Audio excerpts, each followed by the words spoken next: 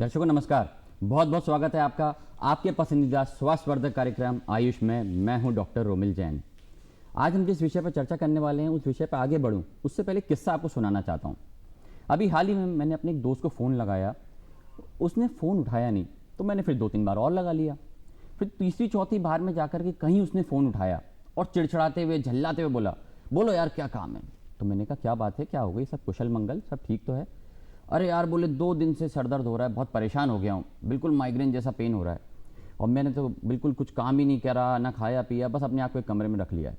तो मैं थोड़ी देर के लिए बहुत चक्का हो गया। मैंने कहा व्यवसाय तुम्हारा? बोले नहीं गया मैं यार, ना मैंने खाना खाया है और मुझसे अभी बात मत करो यार, मैं बाद में बात करूँगा करके उसने फ़ोन काट दिया। तो फिर मुझे उसके लिए फ़िक्र हुई और फिर मैंने सोचा ऐसे तो कई सारे लोग हैं जो जाने अनजाने में हमसे टकराते हैं और हमें इस प्रकार की अपनी परेशानियाँ बताते हैं। तो क्या माइग्रेन का या ये जो नाम है इसका कोई स्थायी इलाज है? क्या ये बीमारी है? इसको हम कैसे ठीक कर सकते हैं? और जब स्थायी की बात आई तो होम्योपैथिक चिकित्सा पद्धति सबसे पहले हमारे दिमाग में आई। तो हमने यही सोचा कि हम जाने कि माइग्रेन क्या है, कैसे होता है, कैसे बच सकते हैं, क्या इसका स्थायी इलाज संभव है होम्योपैथिक चिकित्सा पद्धति में। और इसी विषय पर फिर हमें विस्तृत तौर से जानकारी देंगे डॉक्टर अनिल श्रीवास्तव सर, जो कि सीनियर होम्योपैथिक विशेषज्ञ हैं और प्रोफेसर हैं आरकेडीएफ होम्योपैथिक मेडिकल कॉलेज में। सर नमस्कार, बहुत बहुत स्वागत है आपका कार्यक्रम आयुष में। सर धन्यवाद। सर सबसे पहले तो मैं जानना चाहूँगा माइग्रेन क्या है और एक आम व्यक्ति माइग्रेन से क्या समझे। देखिए, माइग्रेन एक ऐसी समस्या है जो लगभग बहुत सारे लोगों ने अनुभव की होती है, लेकिन बहुत सारे लोग उसको पहचान नहीं पाते और सामान्यतः उसको सरदर्द मान करके ही समझते हैं। लेकिन जैसा आपने बताया, आपके मित्र का जो आपने किस्सा बताया, लगातार बहुत समय तक जब एक ही तरह के दर्द के साथ कोई व्यक्ति आता रहता है और बहुत फ्रीक्वेंटली अपने काम के साथ उसको जूझना पड़ता है सिर्फ इस दर्द की वजह से, तो एक विशेष तरह का सरदर्द है। ये है सरदर्द का ही एक प्रकार, लेकिन वो ऐसा है जिसमें कि वो आसानी से उससे निजात नहीं पाता और बहुत बार तो दवाइयाँ उस पर काम भी नहीं करती। तो ऐसी स्थिति में बहुत मुश्किल उसको होती है। तो माइग्रेन एक ऐसी समस्या हो गई है जिसमें कि लगभग आज की वर्किंग स्टाइल में बहुत सारे लोगों को उससे जूझना पड़ रहा है। कारण उसके बहुत सारे हो सकते हैं, लेकिन सामान्य तौर पर हम देखें तो माइग्रेन आज की समस्या ज्वलन समस्याओं में एक हो गई है। जी बिल्कुल, ये तो समझ में आ रहा है कि माइग्रेन बहुत तेज़ी से फैल रहा है और ज्वलन समस्या जैसा कि सर ने कहा। पर सर बहुत बार ये कन्फ्यूजन होता है, व्यक्ति कहता है सर दर्द हो रहा है। अब सर दर्द और माइग्रेन क्या एक है, और ये यदि अलग है तो कैसे डिफ्रेंशिएट कर सकते हैं? सर दर्द का ही एक प्रकार माइग्रेन को माने। सामान्यतः जो सर दर्द होता है वो सामान्यतः 1-2 दिन के अंतर में रहता है और रेस्ट के बाद वो ठीक भी हो जाता है और सामान्य दवाइयों से वो ठीक भी हो जाता है। लेकिन माइग्रेन एक ऐसा सर दर्द है, इस प्रकार का सर दर्द है जो बहुत इंटेंसिटी के साथ, बहुत तीव्रता के साथ चलता है।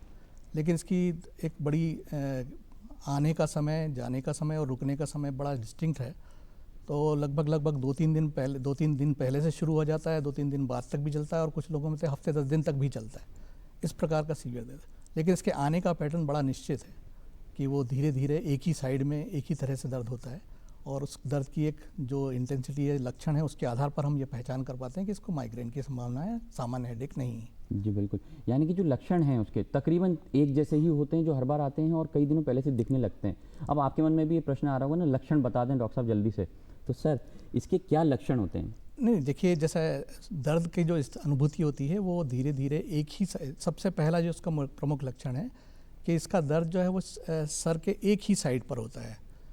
यूनिलैटरल हेडेक हम लोग अपनी भाषा में बोलते हैं, यानी कि सर के एक हिस्से में ही दर्द होता है, या तो दाईं ओर होगा या बाईं ओर होगा, और उसी के आधार पर ये पहला प्रमुख लक्षण है। और शुरुआत जो होती है बहुत धीमे धीमे शुरू होता है और जब वो बहुत तेज़ हो जाता है तब उसका एक अलग स्पेसिफिक सेंसेशन होता है या फीलिंग होती है, जिसको हम लोग पल्सेटिंग हेडेक बोलते हैं। यानी अगर कभी किसी ने विचार किया, कभी समझा हो कि कभी जैसे फोड़ा दुखता है और उसमें ऐसा पल्स जैसा फीलिंग होता है या थ्रॉबिंग जिसको बोलते हैं, उस तरह का सर दर्द होता है। तो सेंसेशन ऐसा होता है जैसे कि पल्सेटिंग टाइप ऑफ पेन होता है और वो दर्द धीरे धीरे शुरू होता है। जब अपने पीक पर होता है तो फिर पर्सन के साथ बहुत सारी चीज़ें जुड़ जाती हैं, जैसे विज़न में समस्या आती है, सुनाई देने में समस्या आ सकती है, हाथ पैरों में टिंगलिंग, नमनेस, ये समस्या आने लगती है और अपने काम से भी वो मैं मन नहीं लगा सकता, वो काम नहीं कर पाता, ऐसी संभावना हो जाती है। तो ऐसी स्थिति में हम थोड़ा सा समझ सकते हैं कि शायद ये माइग्रेन हो सकता है। जी बिल्कुल, यानी कि अगर आपको ऐसा लगे सर में भारीपन है और धीरे धीरे बढ़ते हुए ऐसी तीव्रता पे आ जाए कि आप अपना कार्य नहीं कर पाएँ, दैनिक दिनचर्या को फॉलो नहीं कर पाएँ, तो आप ये हो सकता है, और शरीर में बाकी अंगों में भी परेशानी महसूस करने लगे, तो हो सकता है ये माइग्रेन है। अपने चिकित्सक से संपर्क करके ये चीज़ साझा कर सकते हैं और जान सकते हैं। सर, ये प्रायः किन लोगों में देखी जाती है? मतलब कौन ऐसा, कोई ऐसे पर्टिकुलर एज ग्रुप है या पुरुष या महिला है जिनको ये ज़्यादातर होती है? ये तो अधिकतर तो सभी एज ग्रुप में हो सकती है, लेकिन हम लोग जहाँ पे एंजाइटी रिलेटेड होता है या स्ट्रेस से रिलेटेड चीज़ें होती है, वहाँ पर उन लोगों में ज़्यादा होती है। इवन बच्चों में भी आजकल जिस तरह का स्ट्रेस चलता है, तो बच्चों में भी वो हो जाता है। और महिलाओं में ख़ासतौर से हो सकता है, जहाँ हार्मोनल इम्बेलेंस की समस्या होती है, उन लोगों में होता है। और जैसे वर्किंग प्रोफेशनल होते हैं, जिनका कि मानसिक और शारीरिक बहुत ज़्यादा एक्सर्शन होता है, या जो अपने सीमाओं से ज़्यादा जा कर के काम करते हैं, दिनचर्या में बहुत उनकी दिक्कत होती है, नियमित दिनचर्या नहीं हो पाती है, ऐसे लोगों में आने की संभावना होती है। जी, बिल्कुल। तो मेहनत तो सभी करना चाहते हैं और उस मेहनत के लिए बहुत ज़ोर आजमाइश होती है, पर ऐसा ना हो वो ज़ोर आजमाइश आपके शरीर के लिए हानिकारक हो, इसका विशेष ध्यान रखें। सर, जैसे कि हम बात कर रहे थे एज ग्रुप और हमने समझा इसके बारे में, क्या ऐसे कोई प्रमुख बिंदु हैं जिनसे हम पहचान सकते हैं माइग्रेन है, और फिर उसका क्या क्या ध्यान रखना चाहिए? प्रमुख ऐसे क्या क्या बातें होती हैं जो माइग्रेन वाले व्यक्ति को ध्यान रखनी चाहिए? देखिए, जो इसका आने का जो पैटर्न है, उसके आधार पर थोड़ा सा हमको ये समझ हो सकती है कि माइग्रेन हो रहा है या माइग्रेन होने की संभावना है। तो अगर हम लक्षण के आधार पर समझने की कोशिश करें, तो इस आने का जो शुरुआती जो एक लक्षण होता है, उसमें पर्सन को थोड़ा सा ऐसा अनईजी या कहना चाहिए कि हैवीनेस शरीर में शुरुआत होती है, धीमे धीमे धीमे धीमे। और उसके जो उसको हम लोग बोलते हैं प्रोड्रोम पीरियड, यानी कि आने वाला समय, आने के पूर्व के लक्षण, जिसमें वो अनमनापन, अनिच्छा, चिड़चिड़ापन, ये शुरुआत होती है। और कई बार ये ऑरा के साथ अपने बहुत तीव्रता के साथ आता है, कई बार बिना तीव्रता के भी आ जाता है। और जब इसके लक्षण पूरी तरह से सेट हो जाते हैं, जिसको हम लोग बोलते हैं अटैक, एक्चुअल अटैक, उस समय सर दर्द जो है वो जिस प्रकार आता है, तो जो मैंने बताया था कि सर के एक हिस्से में, किसी भी एक हिस्से में शुरुआत होती है, और ये सामान्यतः आँख या आँख के ऊपर से शुरू होती है, और पीछे तक भी वो सर दर्द कई बार चला जाता है। या कई बार ऐसा होता है कि पीछे के हिस्से से शुरू होता है और आगे के हिस्से पर सेटल होता है। तो ये इस तरह का लक्षण है। लेकिन मुख्य बात यहाँ पर यह है कि वो यूनिलेटरल हेडेक है, यानी कि एक तरफा हेडेक है, और ये पल्सेशन के साथ में आता है, यानी जिससे ऐसा लगता है जैसे कि बहुत धड़कन जैसा फीलिंग होता है, उस तरह का दर्द होता है। जी, बिल्कुल। यानी कि एक सर के किसी भी एक तरफ में, चाहे इस तरफ चाहे इस तरफ, आगे से पीछे या पीछे से आगे, ऐसे कई तरह के जो सर दर्द होते हैं, उनमें ये प्रायः देखा जाता है कि माइग्रेन हो सकता है। पर इसका एक प्रमुख बिंदु जो समझ में आता है मुझे, जो डॉक्टर साहब ने बताया कि एक तरफ अगर सर दर्द हो रहा हो तो वो माइग्रेन हो सकता है। सर, यहाँ पर इसका उपचार और प्रबंधन किस प्रकार से होता है सर? देखिए, उपचार के तो अलग अलग तरीके हैं, अलग अलग चिकित्सा प्रणालियों में अलग अलग उसका निदान है। और पहली चीज़ तो यह है कि हमको जब पेन आ रहा होता है उस समय, और पेन जब सेटल हो जाता है उस समय, इन दोनों स्थितियों में अगर हम लोग कुछ मैनेज कर सकते हो, उसको प्रबंधन करें, तो ये हमारे लिए एक बिंदु हो सकता है जिस पर हम ध्यान दे सकते हैं। तो कोशिश करना चाहिए कि जब वो उसका आने वाला समय होता है, उस समय पे अगर हम लोग एप्रोप्रिएट मेडिसिन सेलेक्ट करके दे दें, तो फिर आगे से वो जो आगे जो एक्चुअल हेडेक का जो अटैक आता है, उस अटैक से हम बच सकते हैं। जी, बिल्कुल। जैसे कि आपने कहा एप्रोप्रिएट मेडिसिन सेलेक्ट करके दे दें, तो सर होम्योपैथिक चिकित्सा पद्धति क्या है और ये किस प्रकार से काम करती है? यही सबसे प्रमुख बिंदु है, क्योंकि होम्योपैथिक चिकित्सा प्रणाली कुछ इस तरह की है जिसमें व्यक्तिपरक प्रणाली है। मतलब व्यक्तिपरक से मतलब है कि जब किसी भी बीमारी को हम अध्ययन कर रहे होते हैं या एनालाइज कर रहे होते हैं, तो उसमें हम देखते हैं कि पर्सन के क्या बिहेवियर उस बीमारी के साथ में हो गए हैं, इस पर्सन को ये बीमारी हुई क्यों है, इसमें किस प्रकार के लक्षण डेवलप हो रहे हैं, और उन लक्षणों के साथ में कुछ और भी समस्याएं तो नहीं आ रही हैं। ये सब देखते हुए हम लोग आगे एनालाइज करते हैं और उसी के अनुसार सिम्टम का एनालिसिस करते हैं। जी, बिल्कुल। तो जैसे इतना तीव्र पेन होता है सर, क्या होम्योपैथिक चिकित्सा पद्धति में इसका इलाज संभव है? बिल्कुल संभव है, क्योंकि इसमें चूंकि ये सब्जेक्टिव फीलिंग है, सब्जेक्टिव सिम्टम है, और इस तरह का सिम्टम है जिसमें कि पर्सन टू पर्सन वेरी करता है। और जैसे ही हम पर्सन टू पर्सन एनालिसिस करते हैं, तो हमको बहुत सारे कैरेक्टरिस्टिक्स मिल जाते हैं पेशेंट के संबंध में, जिससे कि हम निश्चित दवा दे देते हैं। और होम्योपैथिक विधान ऐसा है जिसमें अगर हम सही मेडिसिन सेलेक्ट करें तो तुरंत भी असर हो सकता है, और बहुत प्रभावी असर होता है। दूरगामी परिणाम उसके ऐसे होते हैं कि आगे से फिर माइग्रेन की समस्या से निजात पाई जा सकती है। जी, बिल्कुल।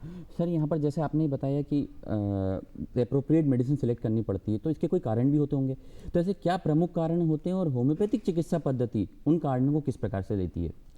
कारण तो बहुत सारे हो सकते हैं। उनमें सबसे पहले तो हमारा लाइफस्टाइल एक कारण है, और लाइफस्टाइल के साथ भोजन जिस तरह का है वो हमारा एक कारण है, और हमारा जिस तरह का दिनचर्या है वो हमारा एक कारण है।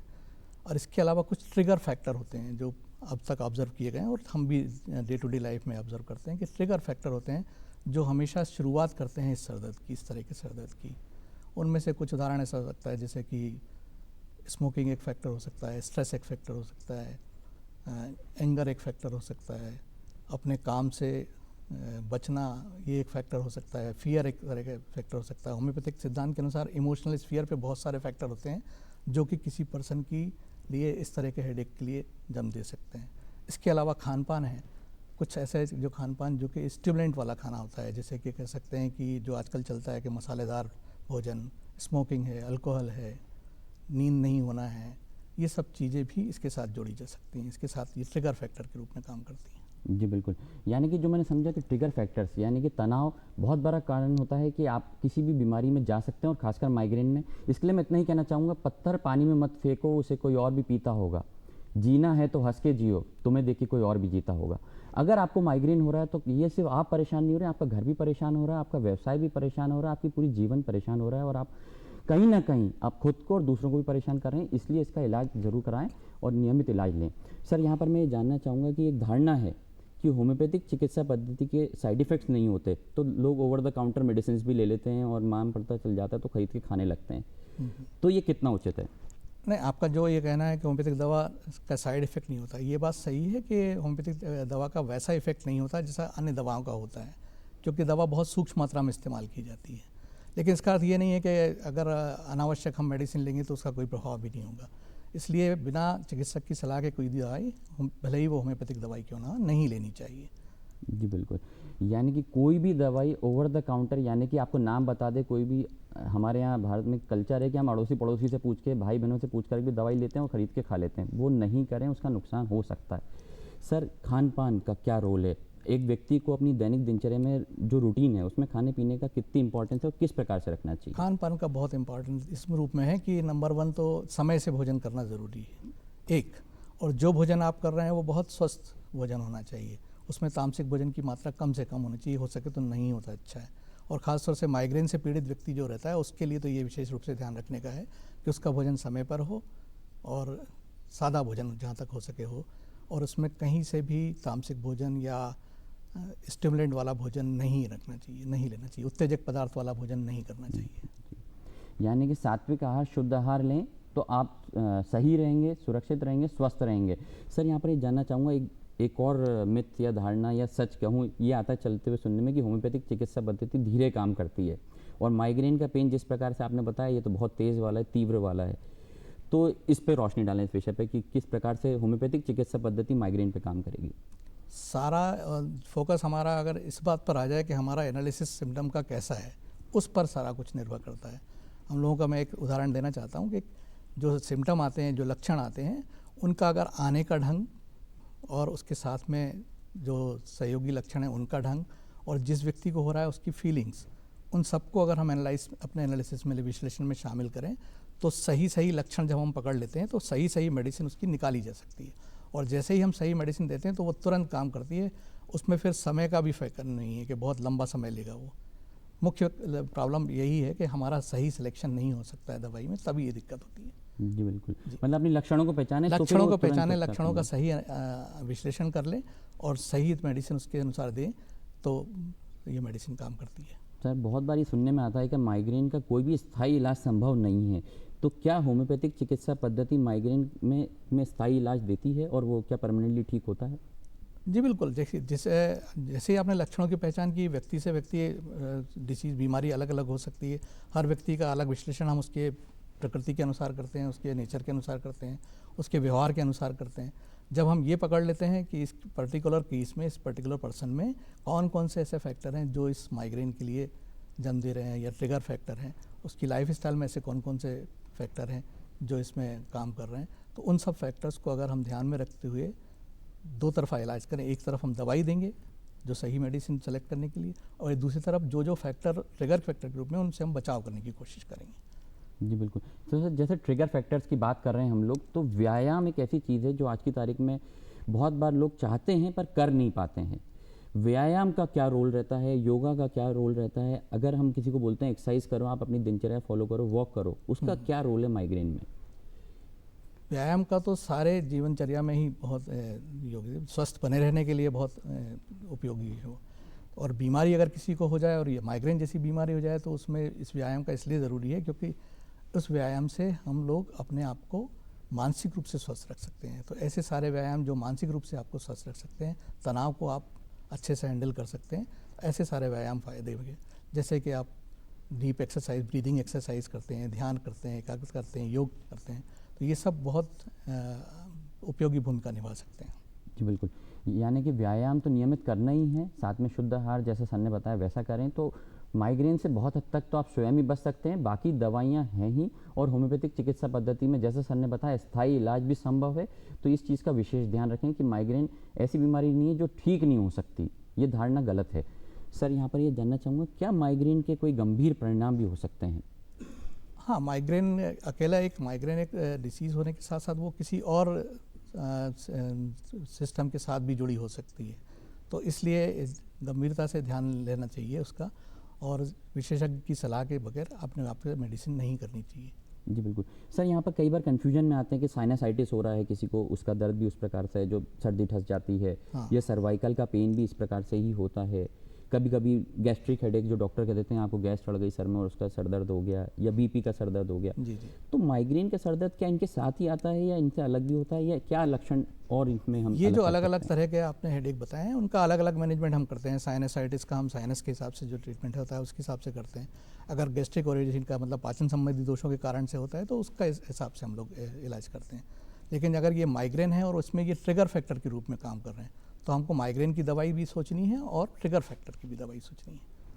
तो सर जैसे ट्रिगर फैक्टर्स पे बात कर रहे हैं, तो क्या ऐसी कुछ प्रमुख होम्योपैथिक दवाइयाँ, अगर आप कुछ दवाइयों के नाम बता सकें, हालांकि दर्शकों को ओवर द काउंटर लेने से हमने मना किया है, पर क्या कुछ ऐसी दवाइयाँ जिससे हम अंतर समझ सकें कि भाई ये दवाई ऐसे काम करती है या ये दवाई इस प्रकार से काम करेगी या इस पेन में दी जाती है? प्रमुख दवाएं हो सकती हैं, दवा का सिर्फ नाम यहाँ पर लेना ठीक है, लेकिन दवा लेना ठीक नहीं है बिना विशेषज्ञ सलाह के।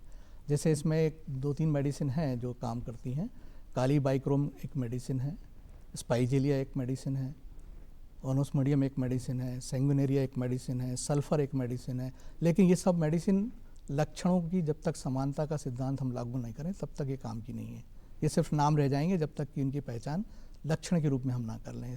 तो सर क्या वो लक्षण कुछ आप लोगों को समझा सकते हैं कि भाई ऐसा लक्षण होता है, हम मतलब किस प्रकार से हम देखते हैं उन लक्षणों को और फिर उसमें निकालते हैं उस दवाई को जा करके? जैसे माइग्रेन का सर दर्द होता है, धीमे धीमे आता है, इसके साथ साथ रोशनी के प्रति, आवाज़ के प्रति वो सेंसिटिव हो जाता है। तो ऐसी चीज़ों को देखते हुए कुछ मेडिसिन होती हैं जिसमें उनकी सेंसिटिविटी बड़ी होती है। जैसे स्पाइजेलिया उनमें से एक मेडिसिन है जो फीलिंग ऑफ पेन है, जो उसकी मॉडलिटीज़ हैं, यानी जिससे वो एग्रावेशन होता है, जिससे वो उसकी कंप्लेंट कम होती हैं।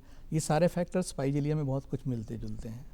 लेकिन अगर कोई ऐसे फैक्टर हैं जो पर्सन की पर्सनैलिटी से रिलेटेड हैं तो हम उसकी कॉन्स्टिट्यूशनल मेडिसिन के साथ सेलेक्ट कर रहे होते हैं। जी बिल्कुल। मतलब मैं ये तो समझ पा रहा हूँ कि होम्योपैथी में बहुत सारी दवाइयाँ हैं और बहुत डीप में जाकर के स्टडी की जाती है और दवाई दी जाती है। सर यहाँ पर एक प्रश्न है जो मतलब हास्यास्पद है, पर वो प्रश्न बहुत मैं अमूमन देखता हूँ कि लोग पूछते हैं, और यह हम भी लोगों से बोलते हैं कि आज चाय नहीं पी तो सर दर्द हो गया, आज खाना समय पे नहीं खाया तो सर दर्द हो गया। और ये चाय वाला तो मैंने देखा है कि 100 में से 70 लोग या 60 लोग कह देंगे कि जिस दिन चाय छूटी है उस दिन सर दर्द होना ही है, और वो सर दर्द माइग्रेन में कन्वर्ट हो जाता है लोगों का। ये कितना सही है? नहीं, चाय यहाँ पर सिर्फ एक एडिक्शन के रूप में है। चाय वहाँ पर माइग्रेन करने वाला कारण नहीं है ना। लेकिन जो ट्रिगर फैक्टर है इसमें, जैसे भूखा रह जाना, खाना नहीं खाना समय पर, नींद नहीं लेना अच्छे से, ये ज़रूर वहाँ पर ट्रिगर फैक्टर का काम कर सकते हैं, और जिनको हेडेक की टेंडेंसी माइग्रेन की, उनमें वो माइग्रेन का असर डाल सकती है। जी बिल्कुल। यानी कि चाय जो है वो एडिक्शन का रोल प्ले करती है, वो आपकी आदत है, और वो कहीं ना कहीं हमारे एक मन में सेट हो जाता है कि हमने चाय नहीं पी है तो हमारे को सर दर्द हो जाएगा। अपितु तो ऐसा नहीं है। सर आजकल के जो यंग जनरेशन है, खासकर जो बच्चे हैं, वो लोग दिन भर या तो मोबाइल के सामने या किताबों के सामने, जीवन शैली में बिल्कुल परिवर्तन आ गया है और उसके कारण उनकी आंखों में भी असर आने लगा है। तो सर उन लोगों को दिनचर्या किस प्रकार से रखनी चाहिए जिससे वो माइग्रेन से बच सकें भविष्य में जा कर के? क्या खाना पीना विशेष कुछ ले सकते हैं वो उसके लिए, या किस चीज़ को अवॉइड विशेष कर सकते हैं सर? खाना पीना नहीं, स्क्रीन टाइम कम करना ज़रूरी है। सबसे प्रमुख बात, स्क्रीन टाइम कम करना ज़रूरी है। जहाँ ज़रूरी है उतना ही रखना है और बहुत ज़्यादा नहीं स्ट्रेस देना चाहिए। जी बिल्कुल। और पढ़ाई जो ये लोग दिन भर मतलब आजकल वो लेट के पढ़ रहे हैं या बैठ के पढ़ रहे हैं, उस पे भी बहुत आंखों पे जोर आ रहा है, अवश्य। जिसके कारण वो माइग्रेन की तरफ बढ़ते हैं। तो कोशिश करिए कि छोटे स्क्रीन पर काम ना करें, बड़े स्क्रीन पर काम करें। जी बिल्कुल। यानी कि स्क्रीन टाइम का तो हम लोग भी हमेशा से कहते हुए आ रहे हैं, और साथ में जो आपकी पोजीशन होती है पढ़ाई की, लेट के पढ़ना या बैठ के पढ़ना या झुक के पढ़ना, तो उन चीज़ों का बहुत विशेष ध्यान रखना चाहिए कि वो नहीं करें। जी सर, यहाँ पर ये देखा जाता है कि इसके सिवा क्या ऐसे कोई प्रमुख बिंदु हैं जो माइग्रेन में लोगों को ध्यान रखने हैं? अगर जीवन शैली की बात करूँ तो एक महिला है तो वो उसको किस प्रकार से रखनी चाहिए, या एक बुजुर्ग है या एक जवान व्यक्ति है, क्योंकि अलग अलग एज ग्रुप हैं और अलग अलग जीवन शैली और अलग अलग खान पीन रहता है। तो माइग्रेन वाला व्यक्ति अगर कोई जूझ रहा है, कोई व्यक्ति जूझ रहा है माइग्रेन से, तो वो क्या क्या ध्यान रखे, क्या सावधानियां बरते? बस उसको अपने दिनचर्या में ध्यान रखना चाहिए, खान पान में ध्यान रखना चाहिए, और दवाइयाँ अगर वो जो लेता है रेगुलर नियमित रूप से, उन दवाइयों का ध्यान रखना चाहिए। जी बिल्कुल। इसमें क्या लापरवाही या ठंडी हवा, जैसे अभी मौसम बदल रहा है, गर्मी आ रही है, और गर्मी में हम लोग ने देखा हीट स्ट्रोक बहुत बढ़ जाता है, गर्माहट से भी बहुत लोगों को नुकसान होता है, और गर्म ठंडा बहुत अपितु करने लगते हैं। तो सर इससे भी कोई माइग्रेन पर असर आता है? हाँ, ये माइग्रेशन के लिए एक एग्रावेटिंग फैक्टर हो सकता है। जैसे टेम्परेचर वेरिएशन जब आता है, तो अगर किसी को सर दर्द हो रहा है और उसमें जब वो इस टेम्परेचर वेरिएशन के संपर्क में आता है, तो सर दर्द की तीव्रता बढ़ सकती है। जी बिल्कुल। सर, बहुत लाभदायक जानकारी मिल रही है। समय का अभाव है, मैं आपसे ये जानना चाहूँगा कोई ऐसी विशेष बातें जो लोग ध्यान रखें जिससे वो माइग्रेन से बच सकते हैं, और अगर माइग्रेन किसी को हो तो कोई ऐसी विशेष बातें जिनका वो और ध्यान रखना चाहिए उन्हें? कोई मैसेज जो आप पब्लिक को देना चाहें? बस अपने समय का ध्यान रखिए, भोजन का समय ध्यान रखिए, निद्रा का समय ध्यान रखिए, अपने काम की जगह पर स्ट्रेस फ्री काम करने की कोशिश कीजिए। स्ट्रेस थोड़ा बहुत सबको रहता है, लेकिन ये प्रमुख बात है कि हम उसको मैनेज कर सकते हैं। सब अपने अपने स्तर पर हम उसको मैनेज कर सकते हैं। जी बिल्कुल। जी बिल्कुल। सर, आपने इतनी लाभदायक जानकारी हमारे दर्शकों को दी सर, और शो में आने के लिए बहुत बहुत धन्यवाद सर आपका। आपका भी धन्यवाद, दर्शकों का भी बहुत बहुत धन्यवाद। जी बिल्कुल। उम्मीद करता हूँ बहुत सारी चीज़ें आज हमने जानी होंगी, समझी होंगी माइग्रेन के बारे में। एक सरदर्द क्या होता है, उससे हम कैसे बच सकते हैं, और सरदर्द माइग्रेन से किस प्रकार से अलग है, ये हमने सबने जाना होगा। होम्योपैथिक चिकित्सा पद्धति किस प्रकार से काम करती है और उसमें स्थायी इलाज किस प्रकार से होता है, ये भी आप सबने आज जाना होगा। हम ऐसे ही विषय आपके लिए लेते आते रहेंगे, और आप लोग उसके बारे में भरपूर जानकारी ले सकते हैं। तब तक के लिए मुझे आज्ञा दें। नमस्कार।